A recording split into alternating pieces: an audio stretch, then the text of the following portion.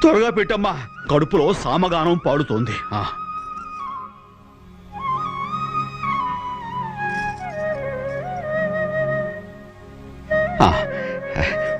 మీ ఆవిడి భక్తి వినయం, ఈ వడ్డించే పద్ధతి నాకు బాగా నచ్చాయి. అయ్యో అవునవును, తమరి శుచి శుభ్రత పద్ధతి ముందే ఆవిడికి తెలుసుంటే ఆవిడ వడ్డించే పద్ధతే వేరుగా ఉండేది స్వామి. ఏంటయ్యా ఏంటిది? ఆకులు అన్ని వడ్డించాక పరిసేచన చేసి తినడం ఆచారం అంటే? ఏ మనిషో ఏమిటో, ఏమాత్రం ఆచారం తెలియదు. నీ ఆచారం గీచారం అన్ని శుద్ధ దండగా. వచ్చిన వాడికి కడుపుకి ఇంత అన్నం పెట్టడం ఒక్కటే పద్ధతి. అయ్యా స్వామి, మీ పద్ధతులకు ఆచారాలకు 101 నమస్కారాలు.